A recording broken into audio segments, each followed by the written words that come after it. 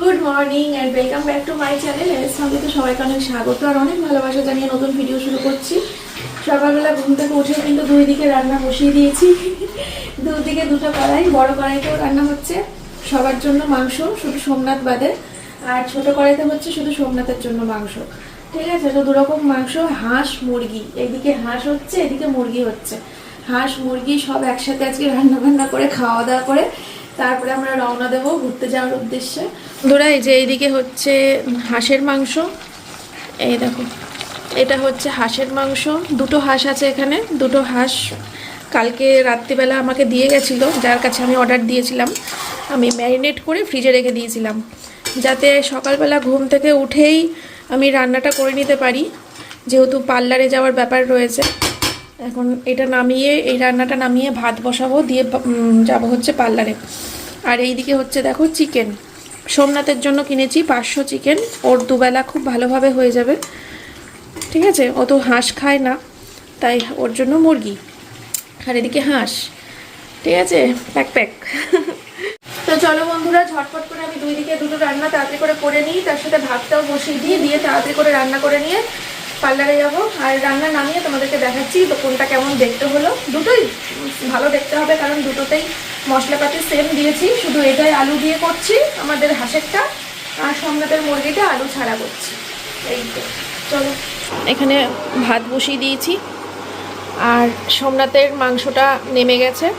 দেখো, আলু ছাড়া চিকেন, দেখতে কিন্তু বিশাল টেস্ট, মানে সুন্দর হয়েছে, আর খেতেও খুব টেস্ট হবে, বোঝাই যাচ্ছে। বরমশাইয়ের জন্য ওর দুবেলার তরকারি। ঠিক আছে, আর এই হচ্ছে আমাদের হাঁস, প্যাক প্যাক। চলো,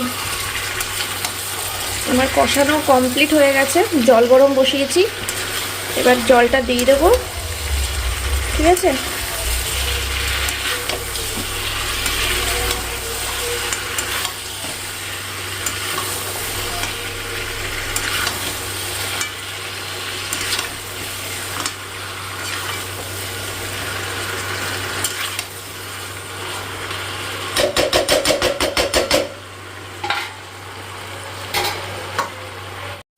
তো বন্ধুরা স্নান টান করে তারপরে গাছ থেকে ফুল তুলে নিয়ে আসলাম ঠাকুরকে পুজো দেওয়ার জন্য। তো ঠাকুর পুজো দিতে গিয়ে আজকে একটা অঘটন ঘটিয়ে ফেলেছি, যার জন্য একটা মানে কি বলবো, ভীষণভাবে মানে মনটা খারাপ হয়ে গেছিলো, মানে মনটা খুব ভারী হয়ে গেছিলো, দুনিয়ার নেগেটিভ চিন্তাভাবনা মাথার মধ্যে আসছিলো, এত খারাপ লাগছিলো কি বলবো তোমাদেরকে।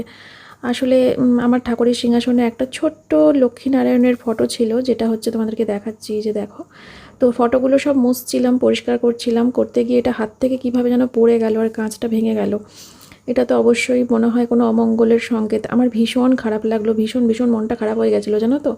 আর কিছু না, মানে অন্যান্য জিনিস একরকম, বাট এই ঠাকুর দেবতা হাত থেকে পড়ে এরকম ভেঙে যাওয়া, এইরকম জিনিস হলে না মানে প্রচণ্ড পরিমাণে টেনশন হয়, যে আর প্রচণ্ড খারাপ লাগে, মনের ভিতরটা কষ্ট হয়। তো প্রচণ্ড খারাপ লাগছিলো তোমাদের সাথে, সেটা মুখে বলে আমি আমার ফিলিংসটা শেয়ার মানে বোঝাতে পারবো না। যাই হোক, ভগবান নিশ্চয়ই খারাপ কিছু করবে না আমাদের সাথে।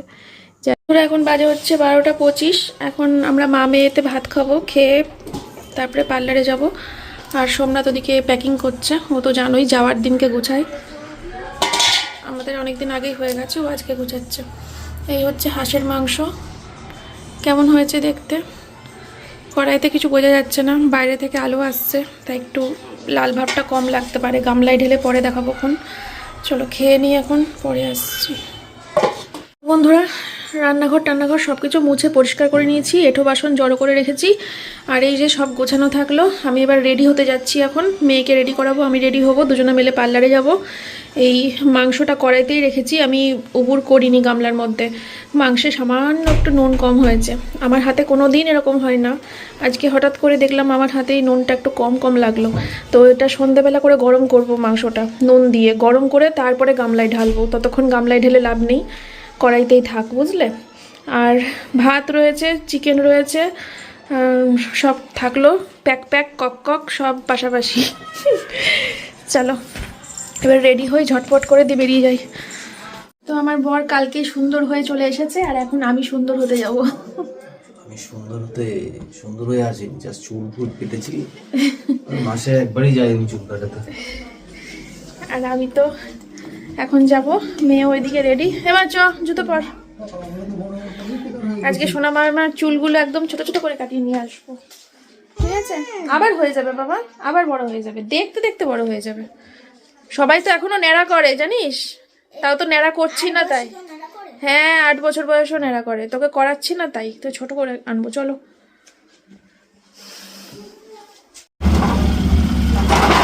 এত বড় উঠোন, একজনা বাইক বের না করলে আরেকজনা বাইক বের করতে পারে না। এই হচ্ছে আমার দাদা, এই হচ্ছে আমার বর। তাড়াতাড়ি আয়। কাকা যা মন্দিরের এস্টিমেট দিয়েছে বুঝলি, কাকা যা মন্দিরের এস্টিমেট করছে 10 লাখের ফুল হবে না। তালা মারবো না বাবা, আমাদেরকে নামিয়ে দিয়ে চলে আসবে। চলো, ফাঁকা আছে ঘরে। ফোন করবো, চলে আসবা নিতে। ওপরে আয়, ওপরে আয়।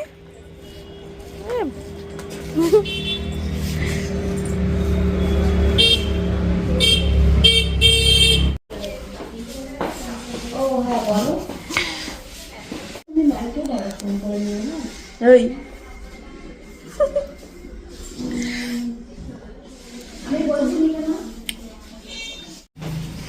যা, ভিডিওই তো করতে পারলাম না। তোর চেঁচানো, তোর কান্না, তোর ঝামেলা করা, কি বল বল, কিছু বলতে পারছে না। দেখো ভেতরে ভেতরে গজরাচ্ছে, ক্যামেরা অন না। তোমার মুখে তো ইয়ে মাখিয়েছে, সাবান মাখিয়েছে সেটা। হ্যাঁ, আমার মুখে সাবান মাখিয়েছে তো। গেছে, কানে জল চলে গেছে মা, পুরো ভর্তি কানে জল। আমি তো জানি, এমন চিৎকার করেছে, ঝামেলা করেছে, আমি তো জানি ও প্রত্যেকবার এরকম করে, ওই জন্য জামা নিয়ে এসছি, কোনো চাপ নেই।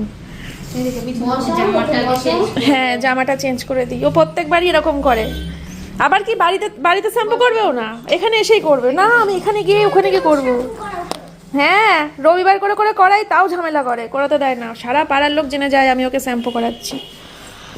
দেখো অবস্থা, বিরাট চিৎকার করছিল, বাড়িতেও তাই, এখানেও তাই। এ নাও জামা। ঠিক আছে, একবারে ইয়ে করে নি। না, পাল্টে দাও, ঠান্ডা লেগে যাবে তো। তো বন্ধুরা, আর বসে না থেকে চটপট করে কিন্তু আমরা কাজ শুরু করে দিয়েছি। মানে এখানে সবাই কাজ শুরু করে দিয়েছে, আমি তো বসে বসে আরাম খাচ্ছি আমার আর কি। তো আমি সবার আগে আইব্রোটা করে নিয়েছি, তোমরা দেখতে পেলে। আর তারপরে কিন্তু এখন হেয়ার স্পাটা করবো, তার জন্য হেয়ার ওয়াশ করে নিল। আর এই যে মেয়ের চুলটা একটু কাটাবো, ওর চুলটা বড় হয়ে গেছিলো, তো ন্যাড়া তো করলে সবচেয়ে ভালো হয়, কিন্তু ও তো আর করতে চাইবে না, কিছুতেই রাজি হয় না। তো আমি তো ক্লাস 4 পর্যন্তও ন্যাড়া হয়েছিলাম, এখনও মনে আছে। যাই হোক, ও না করতে চাইলে আর কি করা যাবে। তো তার জন্য ওকে এখন হেয়ার কাট করা হবে। কয়েকটা ফটো দেখানো দেখিয়েছে আর কি, তার মধ্যে একটা চুজ করে দিলাম, তো সেটাই করা হচ্ছে এখন।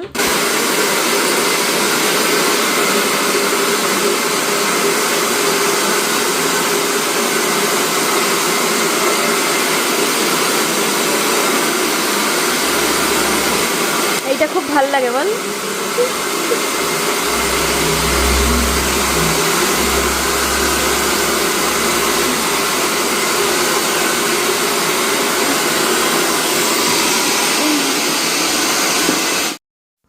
আর এই যে আমি এখন হেয়ারে মাস্ক লাগিয়ে বসে রয়েছি, মানে ঘুরে বেড়াচ্ছি। তো কিছুক্ষণ সময় যাবে, তারপরে আর কি ওরা ওয়াশ করবে আমাকে, আমার হেয়ারটা, তারপরে শুরু হবে নেক্সট কাজ।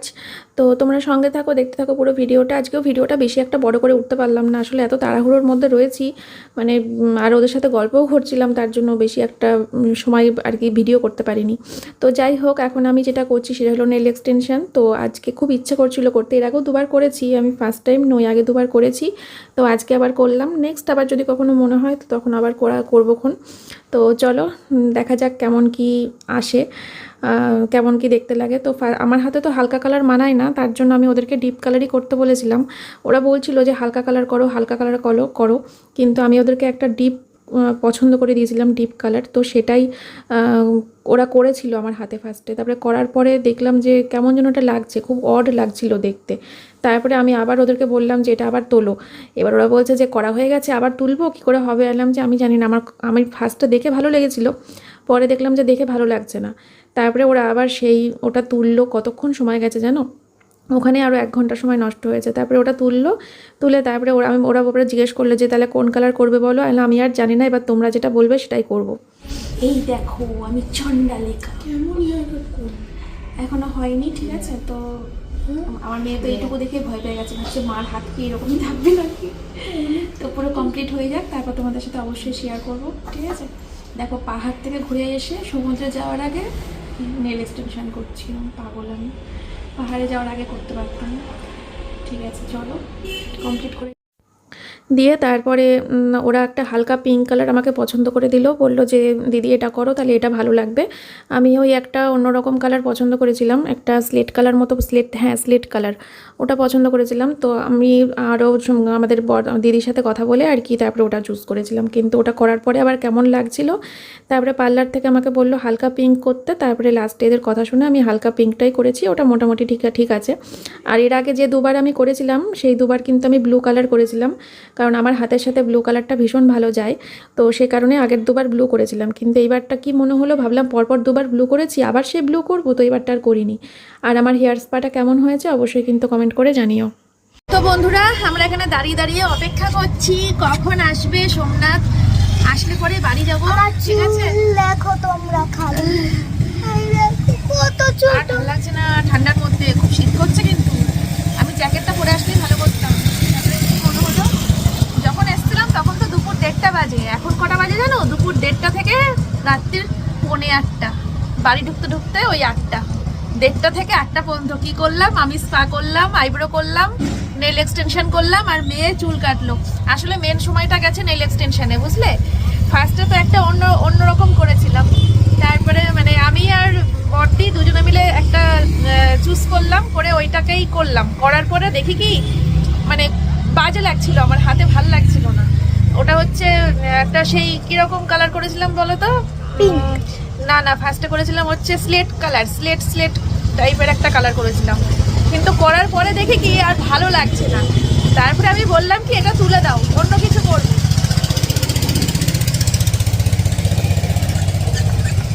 এবার ওরা বলছে যে এইটা এখন তুলতে গেলে কিন্তু আরো 1 ঘন্টা লেগে যাবে। আমি বললাম যে এটা কি করা যাবে, কিন্তু তুলে দাও, আমার ভালো লাগছে না, দেখতে খুব বিচ্ছিরি লাগছে। তারপরে সেইটা তুলে তারপরে ওরা বলে তাহলে এটা তুলে দিচ্ছি, কি করবে বলো? আমি বললাম যে আমার আর মাথা কাজ করছে না, কি করব, তোমাদের যা ভালো লাগে তোমরা করে দাও, কারণ আমি তো একবার ডিসিশন নিয়ে দেখলাম সেটা ভালো হলো না।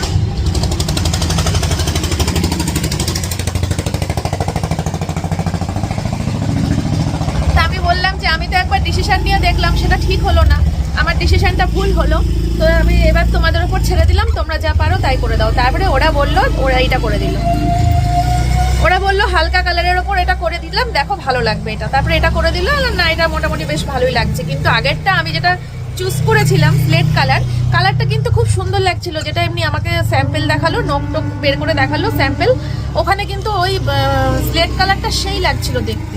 এবার যেই আমার হাতে করেছে আর ভালো লাগে না। তারপরে সেই যাই হোক, এই নিয়ে আমার 3rd টাইম নেল এক্সটেনশন করা। কেমন লাগছে আমাকে বলো কমেন্ট করে আমার হাতে, ঠিক আছে? প্রথম করছো না এক্সটেনশন? না এই নিয়ে 3বার করলাম, এই নিয়ে 3বার, ঠিক আছে? চলো যাই, বাড়ি যাই, আমার মা এসে গেছে বাড়িতে, ওই তো বাবা এসে গেছে, ওইটা। তো বন্ধুরা, মা এখানে ভাত বসিয়ে দিয়েছে, আমি ভাতটা এখন দেখতে আসলাম, দিয়ে ভাতটা উবুর দেবো কিছুক্ষণ বাদে।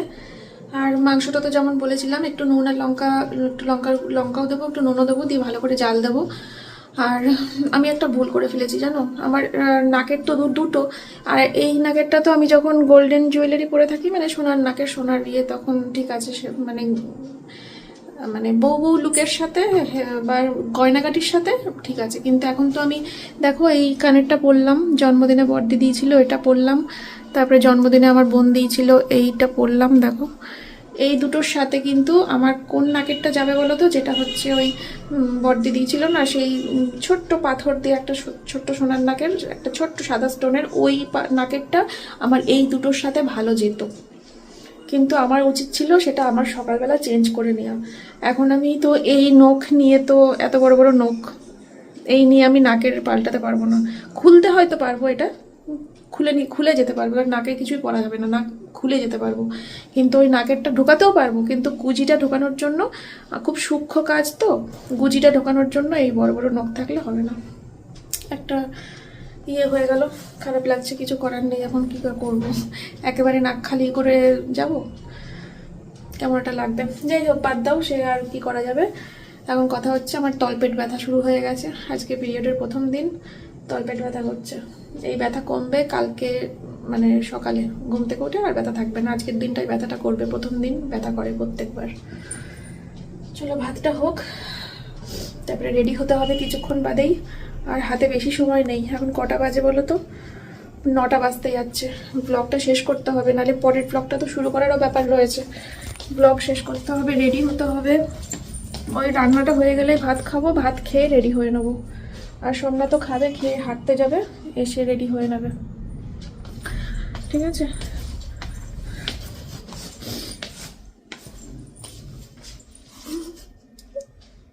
অন্ধকার, এই দিকটা আলো। আই অ্যাম হাজির। মা হাজির, হাজির হু। এই যে বিছানা টিছানা সবকিছু ক্লিন, আমার এই ব্যাগটা সবকিছু গোছানো কমপ্লিট, আর ট্রলিটা তো আগেই গোছানো ছিল, আর এখন কোনো কাজ নেই।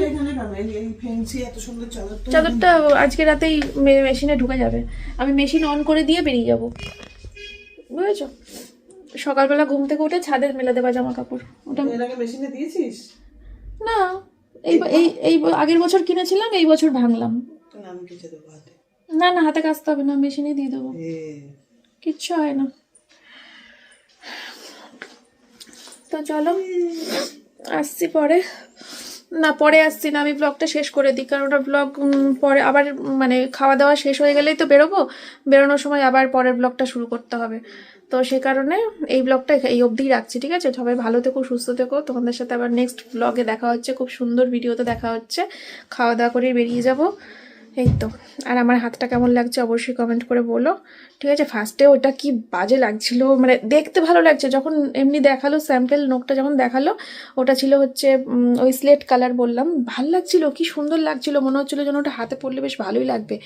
যেই করেছে না, করার পরে কি বাজে, মানে যেন আমাকে গিলে খেতে আসছে আমার নোকটা, তাই মনে হচ্ছিলো, এত বাজে লাগছিল। সেই মানে যে গ্লজি না, মানে তাকিয়ে আছি হাঁ করে মনে হচ্ছিল।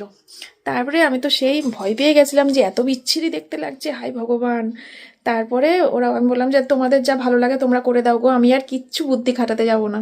তারপরে ওরা এইটা করে দিয়েছে, বলছে দেখো এবার ভালো লাগছে। আমি না, সত্যি এবারে অনেকটা হালকা মার্জিত লাগছে, আমার চয়েসটা খুব খারাপ ছিল। ঠিক আছে, যদি তোমাদেরকে দেখাতাম তোমরা অজ্ঞান হয়ে যেতে, বলছে মন্দিরে দিয়ে ভূত সেজেছো কেন, তাই বলতে। তোমাদেরকে যদি দেখাতাম ওইটা করার পরে কেমন লাগছিল, কিন্তু স্যাম্পেলটা যদি দেখতে তাহলে আবার তোমরা এটাও বলতে যে না সুন্দর লাগছে, কিন্তু হাতে করার পরে আবার ওরকম লাগছিল। ঠিক আছে, চলো টাটা, আজকের মতো ভিডিওটা পর্যন্তই, সবাইকে টাটা। গল্পটা শোনার জন্য ভিডিও দেখতে হবে? হ্যাঁ, গল্পটা শোনার জন্য ভিডিও দেখে নিও, আর দুবার করে ভুগতে পারছি না। টাটা, সবাই ভালো থেকো, টাটা।